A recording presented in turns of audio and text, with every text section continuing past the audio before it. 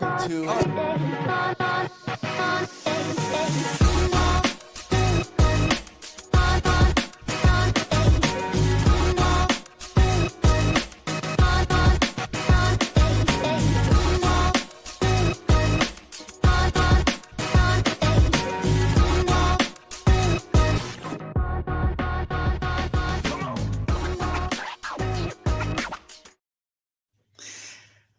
Hey everybody.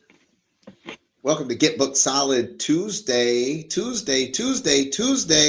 Hey, Shawn, David, Meltzer here. We're missing the amazing Lacey Book. She is already booked solid. Booked solid. She doesn't need us. What's been going on, David Meltzer? How are you? I am phenomenal, my friend. Just had a week in the same place without going anywhere, and really got a lot of alignment and a lot done. And sometimes you have to make the choice when you're booked solid to unbook yourself solid. And I thought that may be a good topic aligned with the adaptopreneur that you are in adapting to the prioritization of time within the context. I'm overbooked solid. And I decided with Valentine's Day on Friday, with the holiday on Monday, with my son off Friday to Monday, to cancel one of my mastermind appearances on Thursday, and also to cancel my NBA All-Star trip. And, considering how overbooked I was, I weighted my decision and had the JOMO, the joy of missing out. And it really turned out to be an unbelievably good choice. One of the things that actually I was just talking to a client of mine about is how, time is like water. So we prioritize and then reprioritize. And so that's a big part of today's discussion. What are we prioritizing? But even when we make a conscious decision to unbook ourselves solid, we still stay booked solid. There's no such thing as, I just sat and for the last 60 minutes, nothing happened. Even if I just sat on my couch, right? So I was still booked solid. I was just booked solid sitting on my couch. And, one of the things that I find interesting is that so many people that live in this fast-paced environment and we're trying to do so many things, we fail to schedule time, of course, for important things like our family, which is why you always talk about your non-negotiables. We fail to schedule time for ourselves. But one of the things that I think people really forget to schedule time for is thinking. Like we're just constantly doing things. Like your calendar is all about what you're doing, and we don't really find time to think. And I think as a successful entrepreneur, even on that, like how do you decide that you're going to make a decision to cancel an appearance, to prioritize and reprioritize family, time together, relationship, and connection, if you never had time to think and you just went from one thing to the next thing to the next thing? So I think thinking is also a super important calendar item. Love to get your take on that when you are discussing student of the calendar. Yeah, I don't think it's a calendar item at all. For me, the understanding of being a student in itself, let alone a student of the calendar, is understanding the definition that you give it for yourself. Within the context for me of being a student isn't just looking at my calendar.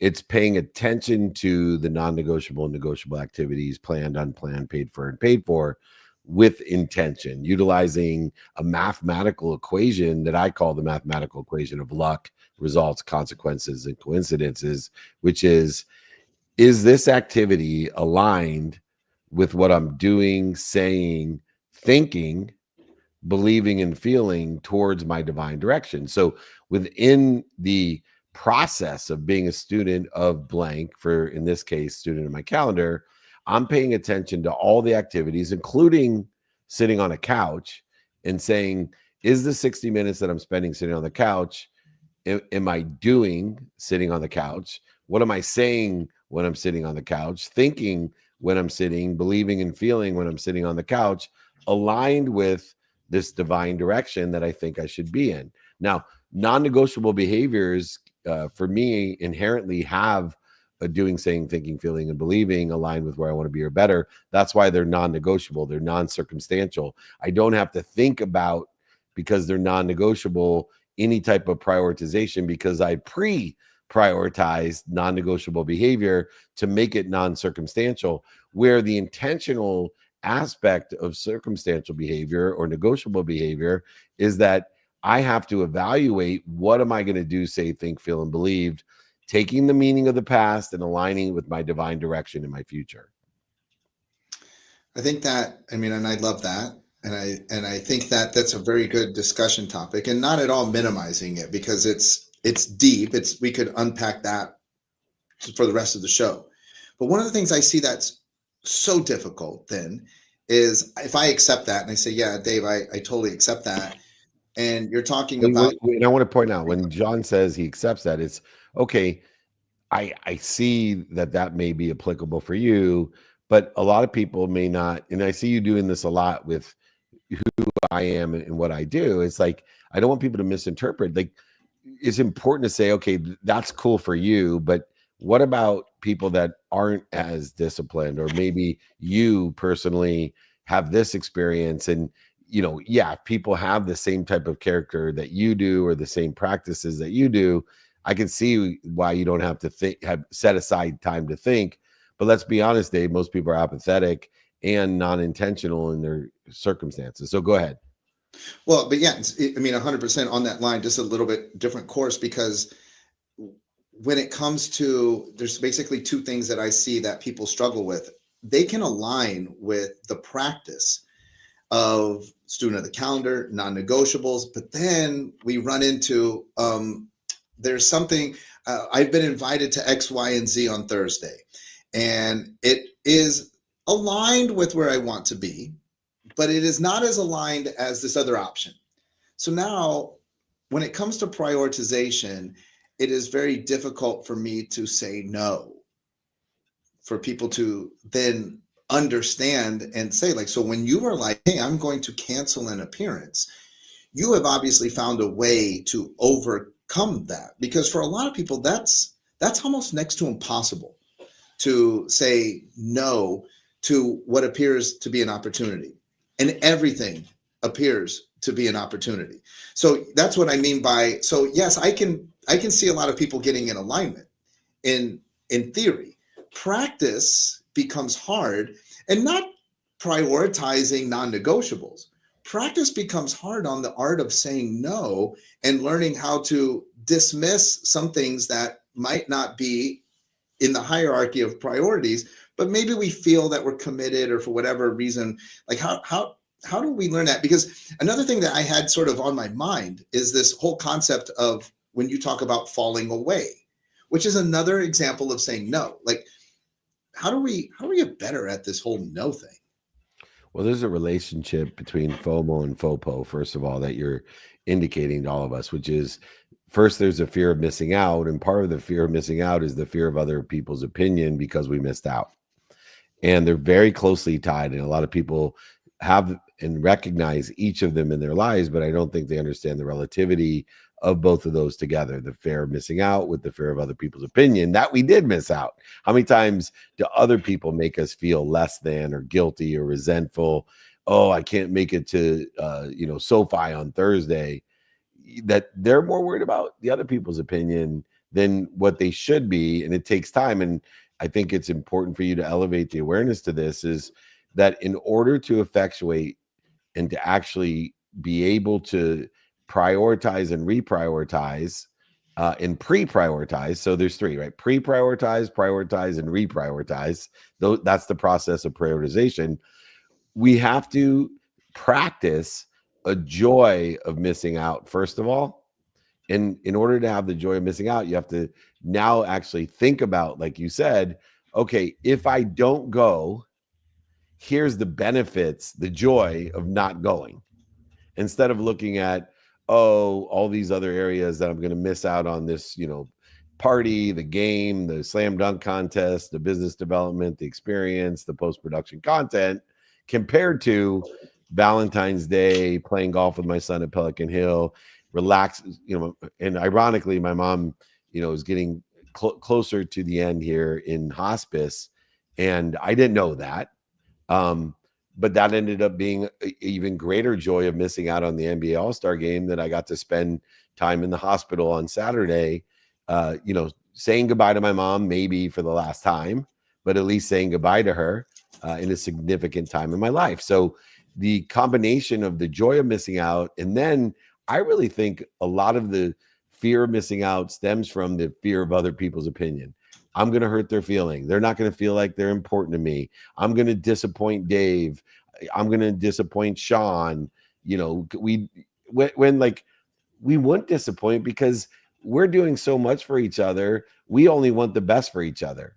And so when we do things for each other, it feels good. But when we can't do things for each other, it feels good too, because the other person really appreciates that we're on our journey and we are supportive of doing what we need to do to make things better and easier for each other. So I would suggest people to start with understanding, transferring with faith, JOMO and JOPO from FOMO and FOPO. So now I'm going to go to the other end of the spectrum based off of a whole other conversation I had in a group setting. What about somebody then who's just starting out? So we got to roll it back many, many years when you're just starting out. Because you remember those days when you had to hustle. Yeah, and you got to reset, right? So you started out, you made it, and then you had to restart out, and it's in those times, right? So like, if I'm just getting my business going and I'm doing my hustle, and then someone's like, hey, you should come to Thursday networking, and then right after that, we're all going to go bowling, and there's business development, and that you still have to build your landing pages and write these emails and answer these calls. What about that? Like, how do I begin to prioritize and reprioritize? Because in that sense, that fear of missing out is not only what other people's opinions of us are, which 100% true, but then it's our opinion of ourselves, because then it becomes easy to beat ourselves up. Like, well, look, the reason why I'm in this whole position is I don't have any clients. The reason I don't have any clients is because I'm not going out and doing my networking. And the reason why I'm not doing my networking is because I have to build these landing pages and I don't know what the heck I'm doing there. I see that a lot, especially with new startups that are trying to make their dreams come true. How do we deal with that? I have a new analogy that's really been helping the younger entrepreneurs that I work with, people who are just starting out, that I wish I would have seen on my wall. And it's called the 1,000 steps. So if it's 1,000 steps, going to attend these events, doing our website, learning about AI, whatever the steps are, if there's 1,000 steps between me and where I want to be or better, I have to acknowledge, and I put, a picture of the steps, 1,000 steps, and then a timeline below it. And 100% of the time that it takes to get to 1,000 steps would be the axis that shows you linear time. If I was picturing every day to help me, I would have to show that 90% of the timeline would cover 250 steps.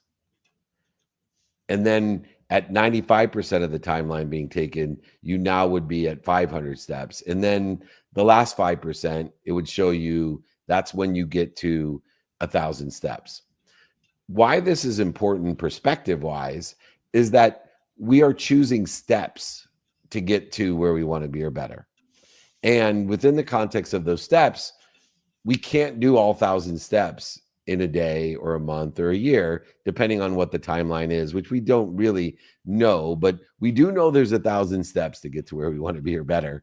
And we know within the context of however much time it takes that we're going to have to take those 1,000 steps, but the majority of the steps are taken with the first 90% of the time that it's going to take. So therefore, we have to start seeing the pre-prioritization, the prioritization, the reprioritization, that when we sit on the couch for 60 minutes and don't do the website, that's a step, like you said, right? That's a step because it may be a pre-prioritization process or a reprioritization process that has a greater impact on the future steps, and it shortens the timeline, which is adaptable. And so I like to give people a framework of a timeline and steps, and then re-engineer their vision that all of your activities are steps, and you're either pre-prioritizing, prioritizing, or reprioritizing in these steps, and don't discount, the not going and doing something else just because you have to get the website done, or there's more than enough business development opportunities and events and all of those things that, our non-negotiable steps are just as important, if I argue more important than these negotiable steps that are either FOMO or JOPO. Just want to understand the steps. The first 90% of time, I'm only going to do 250 steps, or did I have that backwards? It takes you 90% of the time to get to a quarter of the way there. Then the next 5% of the time, you'll get to a halfway there. Then the last 5% of the time, you get 100% of the way there.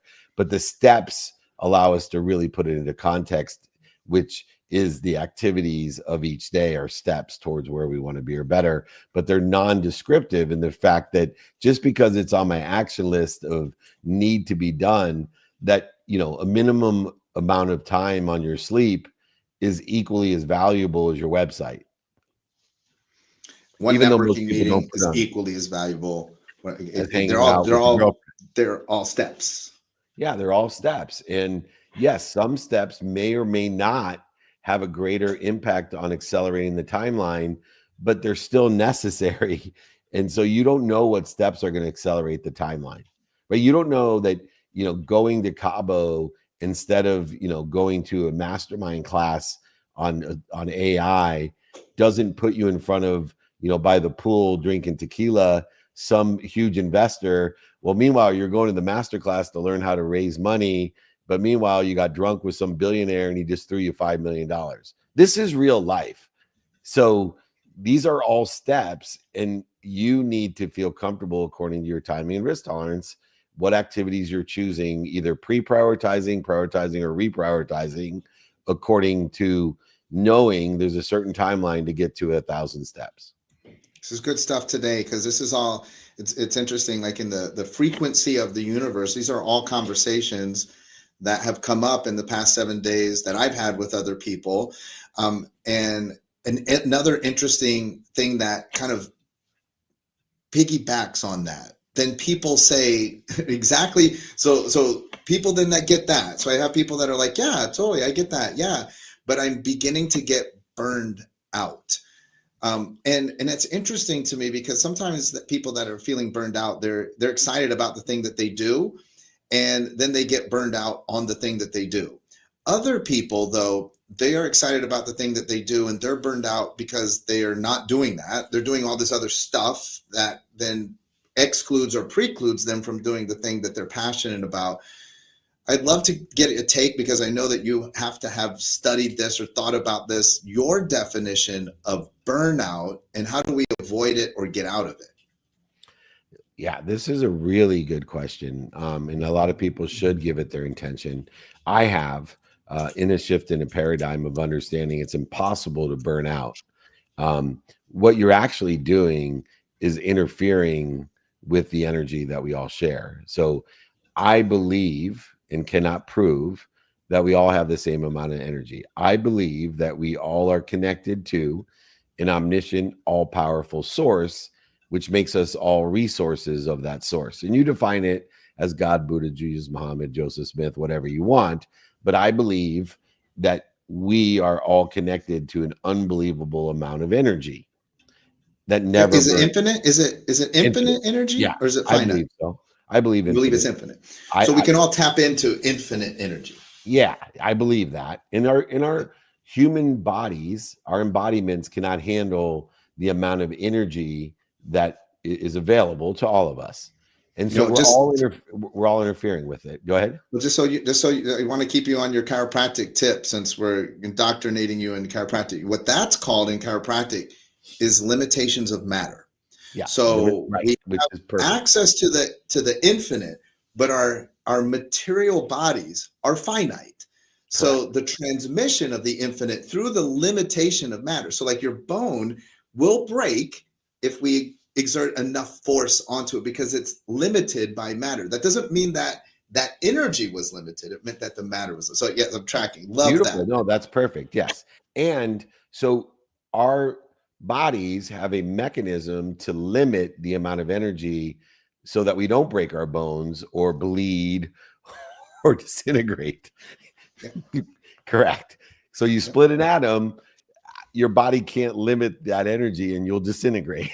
So this is an example. And that energy is available to everybody. And so infinite energy is available. So when we talk about burning out, what we're actually doing is we're interfering too much. It's too exhaustive in our reaction, to this fear of the infinite possibilities, probabilities perspective that we have. So in my example, people feel as if they're burned out because they have interfered with the energy for too long, and or they've accessed the energy for too long. There's an harmony there, right? So if you run a marathon every day, eventually your body will burn out because you haven't interfered with that energy for long enough recovering by sleeping and taking days off. So there's this harmony that exists with what am I doing to interfere with what I want. And a lot of times what we're doing to interfering with it is not utilizing our variant behavior to recover and access additional information to adapt to or to detour ourselves to protect, promote, love, and perfect us, because the evidence is not there or it's contrary to where we think we want to be. So to take it back a notch, when people say I burned out because I've been working, quote unquote, working 16 hours a day, 7 days a week. Oh, so you're not, number one, making sure you have non-negotiable behavior that creates the recovery and access of information that you need. And two, even if you were, with all your variant behavior, you're making bad prioritized decisions that are creating too much burn on you, too much burn on you. You're consistently. So that's why I've created non-negotiable behavior, number one, because it inhibits anyone from burning out. Because if you're sleeping a minimum 7 hours a day, an hour a day on your health, minimum time with your family and friends, studying relativity, studying time, studying finance, studying faith, then you're not going to burn out no matter what you choose to use your variant behavior of the additional 12 and a half hours or 12 hours of awake time. You won't burn out. Even if you're doing something consistently for 7 days a week, you won't burn out because the 90% of the recovery and access is already covered for you with the non-negotiable behavior. And it's also assisting you in making better decisions. And so people will look at, and I know you've been around when they look at me. I went to dinner with my financial planner on Sunday night, and he just doesn't see it, right? He's a grinder, and he's like, I'm worried about you. You're going to burn out. I watch you traveling. And I'm like, okay, you watch me traveling. Yeah, all those plane rides, that's going to kill you. I said, no, the plane rides are actually when I recover, right? When I get to watch a movie and to get some extra rest and meditation and, all the things that I do faith wise, audio, all these things. I'm like, and yet everyone puts their own perspective on, oh, you're going to burn out because you travel so much. And I can pick anything. If you love to read, reading every day is not going to burn you out. It's going to inspire you. If you love to play golf, right? If you hate to play golf and you play 18 or 36 holes a day, you're going to get burned out because of the interference with your energy, right? You're doing that. It's not the activity, it's understanding recovery and access that allows us to consistently, persistently expand, grow, and handle more and more energy. That's an interesting take because, your relationship with Napoleon Hill and Think and Grow Rich, but there's also then that limitation of matter. So think, tap into the infinite, think, but then you're bringing up the absolute importance of the matter, of the body and recovery and how that can help us to avoid burnout, coupled with obviously think being the priority. But then that recovery portion, that's a very interesting thing. And then here's another interesting one, because the body can become the mind and the mind can become the body. And we don't have a lot of examples of this, but maybe you will remember back when you were a little bit younger and you had to remember a phone number, and you would right, if your body, the memory was stored in the body, and you would like, oh, and then so that whole concept is, if we're burning out the body by not having the recovery, then that has an effect on the mind, and when it has an effect on the mind, then we can no longer think and grow rich. And so I love that. So give me some tips for those people like that feel like they're stuck in that, because they label themselves, oh, I'm burnt out. Oh, I'm burnt out. Help them to clear the interference to get back in touch with that. Two things, simple things to do, is make a commitment to non-negotiable behavior. That's behavior that you'll give a minimum amount of intention to 7 days a week.